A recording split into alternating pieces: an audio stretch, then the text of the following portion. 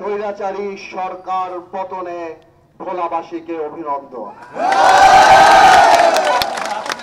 17 বছর বাংলাদেশের মানুষের বুকের উপরে এমন ভাবে চড়াই হয়েছিল যে মানুষ নিঃশ্বাস নেওয়া বন্ধ করে দিয়েছিল।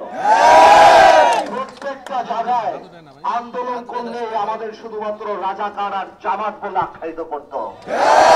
সেটা করতে করতে কোমলমতি শিশুদেরকেও যখন করে সেই প্রেসার আর সহ্য করতে পারে নাই। তাই ভেঙে গিয়েছে বাংলাদেশ থেকে গত সরকার।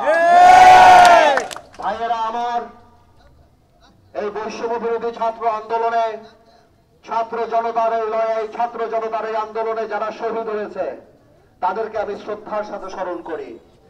আমরা তাদের আত্মার মাগফিরাত কামনা করি।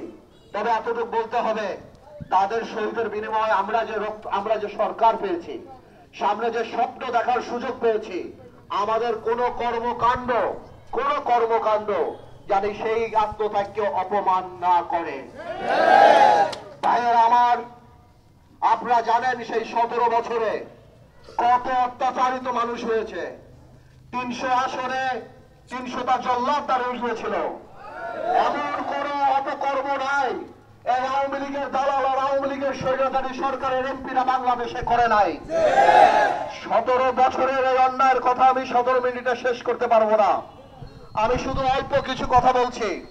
আমি সব সময় বলি, বড় নেতা হওয়ার চেয়ে ভালো মানুষ হওয়া অনেক বেশি জরুরি। আজকে আওয়ামী লীগ সরকারের এই পতন আমরা করি নাই। আওয়ামী লীগ এই সরকারের পতন বৈষম্য বিরোধী ছাত্র আন্দোলন করে নাই। আওয়ামী লীগ সরকারের পতন করেছে আল্লাহ তাআলা। এই অহংকার, আল্লাহ বারবার বলেন, আমার জমিনে অহংকারের সাথে হেঁটো না। তুমি জমিন বিদীর্ণ করতে পারবা না, আকাশ ছিদ্র করে উপরে উঠতে পারবা না। আল্লাহ দম্ভকারীকে পছন্দ করে না। আজকে আল্লাহ এই শিক্ষা দিয়ে দিয়েছে, আমাদের ওই শিক্ষা নিতে হবে। কিন্তু ভাইয়েরা আমার, এখন ডক্টর ইউনূস সরকার এসেছে, আমরা এই সরকারের পাশে আছি। আমরা বারবার বলেছি, রাষ্ট্র মেরামতের জন্য যত সময় দরকার আপনি নিন, আমরা আপনার পাশে থাকবো। এই একই সময় আমাদের মাথায় রাখতে হবে, আমরা জানি জল্লাদে রূপান্তরিত না হই।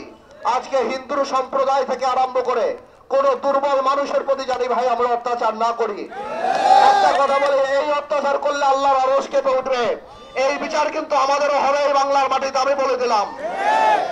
আমি সবাইকে অনুরোধ করব, অত্যাচারীর কোন জায়গা ভোলাতে ঠাঁই হবে না। সেটা ভোলা সদর আসন হোক, দৌলতখাঁ বড় নদী হোক, তজিমুদ্দিন লালমোহন হোক, চরভেশন আর মনপুরা হোক, আমি বলে দিচ্ছি ভাই, আপনারা অনুগ্রহ করে কারো উপর অত্যাচার করেন না।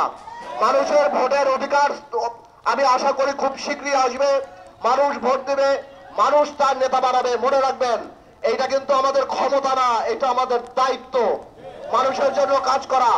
আমরা 17 বছর অত্যাচারিত হয়েছি, আমরা জানি আর নিজেদের দ্বারা অত্যাচারিত না হই। আপনারা দেখেন অত্যাচারিত কি হয়।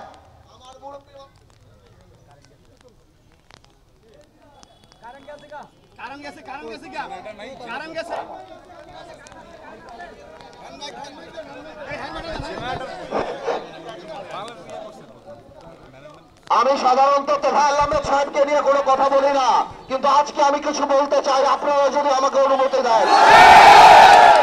গত 17 বছর তোফায়েল আহমেদ সাহেব এবং তার পরিবার এই ভোলাতে এমন কোন অন্যায় নাই যেটা করে নাই। আপনারা সবাই ভাইয়েরা আমার, আমি তোফায়েল আহমেদ সাহেবকে আমার মুরব্বী মানুষ হিসেবে বলতে চাই, তোফায়েল সাহেব, বড় নেতা হওয়ার চেয়ে ভালো মানুষ হওয়া ভালো। আজকে দেখেন নাজিউরের সন্তান এখানে ভোলাতে, মোশাররফ হোসেন শাহজাহানের সন্তান আজকে ভোলাতে, অথচ আপনার বংশধররা বোরকা পরে ভোলা পাইয়েছে। এটা আল্লাহর বিচার। আল্লাহ আপনাকে জীবিত রেখেছে। আপনি যে অন্যায়গুলি করেছেন, চুরু সাইফুল্লাহ, মোতারা মাস্টার, বাবুল থেকে আরম্ভ করে এত হত্যার পরে ভোলাতে উঠতে দেবো না। নাজিউর রহমান মঞ্জু এই ভোলার রূপকার, তার কবরের 100 ফিট দূরে দাঁড়িয়ে উত্তর দিগল দিতে আপনি আমার মৃত বাবাকে অপমান করেছেন। তোফায়েল সাহেব, আমি চুপ করেছিলাম। আমি আল্লাহর কাছে বলছি, আল্লাহ তুমি বিচার করো। এই বাড়ি, যে বাড়িতে আজকে আপনারা আছেন, এই বাড়ি আগুন দিয়ে দিয়েছে, কিন্তু তোমার সাহেব আপনাদের এত বড় পতন হওয়ার পরেও আপনার বাড়িতে কেউ ফুলের টোক্কাও মারে নাই। এইটাই আপনার সাথে আমাদের পার্থক্য। আপনি যাদের নিয়ে স্বপ্ন দেখেছিলেন, মনে করেছিলেন বিএনপি জাতীয় পার্টি এই বেলাতে কেউ থাকবে না, আমি আমার মতো চলবো, আজকে দেখেন আল্লাহর তরফ থেকে গজব নাজিল হয়েছে। আওয়ামী লীগের 69-এর গণঅভ্যুত্থান নিয়ে আপনি গর্ব করে রাস্তায় বেরোতেন, তোফাল স্যার আজকে আপনি পলাতক। আপনার শত্রু বিএনপি না, আপনার শত্রু বাংলাদেশের মানুষ। এই আওয়ামী লীগ, যাকে এখন মানুষ নব্বর রাজাকার ডাকে, যাদের হাতের রক্তের লাল দাগ, মাসুম শিশু থেকে আরম্ভ করে রিক্সাওয়ালা, ফেরিওয়ালা, দোকানদার, সাধারণ গৃহিণী, এমন কেউ আওয়ামী লীগের বুলেট থেকে রক্ষা পায় নাই। তোয়াল আহমেদ সাহেব দেখলেন তো আল্লাহর কি বিচার? এটা আল্লাহর বিচার। আপনাকেও বলি, সারা জীবন যে অহংকার করেছেন, একে মামলা দেওয়া, ওকে মামলা দেওয়া, ওর বাড়ি থেকে উঠায় নিয়ে আসা, ওর জমি দখল করা, ওর লঞ্চের পারমিট বাতিল করা, একে এই করা, ওকে সেই করা, আজকে দেখলেন তো আল্লাহর খেলা। আপনার এই বয়সে আপনাকে বাংলাদেশের মানুষ খুনির দোষর হিসাবে জানবে, হত্যাকারী হিসাবে জানবে, সব হিসাবে জানে। আমি বলতাম না আপনাকে, আল্লাহর বিচার অপেক্ষা করছে। দেখেন আল্লাহর বিচার চলে আসছে। আপনি এত বিক্রি করতেন আওয়ামী লীগরে, আপনি সংসদের, আমার মনে পড়ে বলছিলেন আপনার নাকি নিজামীর, আপনার নাকি মুজাহিদা, তার হাতের গাড়িতে পতাকা দেখে আপনার লজ্জা লাগে। হ্যাঁ লাগতে পারে, মুক্তিযোদ্ধাদের লাগতে পারে, সাধারণ মানুষের লাগতে পারে, কিন্তু তোফায়েল সাহেব আমার এখনো মনে পড়ে আপনার মুখে এই কথা মানায় না। কারণ আপনি ছিলেন যে খুনি ভুট্টরে নিয়ে 74 সালে স্মৃতিসৌধে গেছিলেন, মানুষ এগুলি ভুলে নাই। আপনার এরকম হিপোক্রেসি, আপনি দাবি করছিলেন বঙ্গবন্ধুর নাম নাকি আপনি দিয়েছেন, সবাই বের হয়ে গেছে, বঙ্গবন্ধুর নাম আপনি দেন নাই। আপনি মুরব্বী, আপনাকে নিয়ে জন্য অনেক কথা বলে নাই। আপনাকে এবং আপনার বংশধরকে এতটুকু বলে দিতে চাই, এত মামলা ইনশাল্লাহ আপনাদের নামে হবে। 200 বছর শুধু আপনি মনে করছিলেন টাকা দিয়ে সব ম্যানেজ করবেন। আমি কয়েকদিন আগে এসএডিবিতে বলছিলাম না, আল্লাহ টাকা খায় না। আপনার বিচার আল্লাহ করবে, আপনার বংশধরদের বিচার আল্লাহ করবে। আপনি যে চোর বংশধর রেখে গেছেন, তাদের বিচারে বলার মাটিতে হবে। এমন উদাহরণ সৃষ্টি করবো ইনশাআল্লাহ এই ভোলাতে, আগামীতে কেউ আর মানুষের ক্ষতি করার, বাড়ি গাড়ি লুট করার, কারো মহিষ খেয়ে ফেলার, কারো জমি খেয়ে ফেলার, কারো গরু ফেলার, এই চিন্তা আর কেউ আগামীতে করবে না।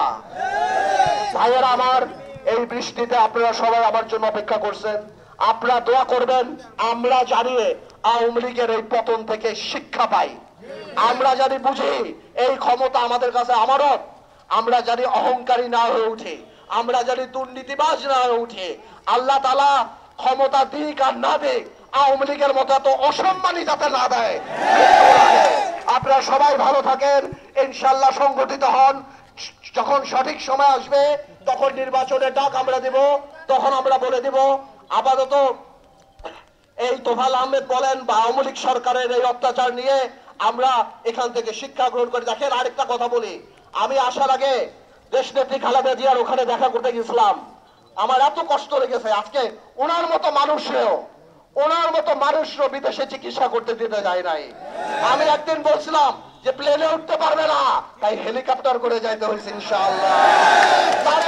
তারেক রহমান স্ত্রী, তাদের নব মানুষে এত হাজার মামলা দিয়েছে। আমি যখন রিমান্ডে ছিলাম, আমি দেখছি বাচ্চাদের ছেলেদের ধরে নিয়ে আসছো। আমি স্বাধীনতা যুদ্ধ দেখি নাই, আমি পাকিস্তানের অত্যাচার দেখি নাই। রাত হলে আমাদের বুক কাঁপতো, চোখ বেঁধে ভালো ভালো নেতাদেরকে চোখ বেঁধে হাতে হ্যান্ডকাপ পরিয়ে নিয়ে যে মারতো। এই নূরের মতো একটা বাচ্চা ছেলের আপনারা দেখেন নাই কি মারছে। ভাই বলতে গেলে অনেক কথা বলে ফেলবো, আরেকদিন বলবো। আপনারা দোয়া করবেন। আমরা জানি এই বৈষম্য বিরোধী ছাত্র আন্দোলনে যারা মারা গেছে, তাদের রক্তের সাথে কোনোভাবে বেইমানি না করি। আরেকটা কথা বলা নিয়ে অল্প কিছু বলবো আমি, গ্যাসের চিন্তা করবেন না, ইনশাল্লাহ আমি এই ব্যাপারটা দেখবো। আপনারা চিন্তা করবেন না, কোনো অন্যায় হবে না। এই সরকার শুধুমাত্র রুটিন কাজ করে, এরকম কোনো কাজ করে না। তারপর আমি আমার জায়গা থেকে যারা আছে, ভোলার গ্যাস ভোলার মানুষ আগে পাবে ইনশাল্লাহ। আমরা এখনো ক্ষমতায় যাই নাই, বাট তারপরও ইনশাল্লাহ আপনাদের দোয়ায় যে গ্রহণযোগ্যতা আমার আছে, আমি সেটা দিয়ে যারা উপদেষ্টা আছে তাদের সাথে কথা বলবো, যথাসম্ভব যা করার ভোলার মানুষের জন্য যা করার তাই করব। আপনারা আমার জন্য দোয়া করবেন, আমার বাবার জন্য দোয়া করবেন ইনশাল্লাহ, দোয়া করবেন ইনশাল্লাহ। আপনাদের মান সম্মান জানি ধরে রাখতে পারে ইনশাল্লাহ। আল্লাহ হাফেজ।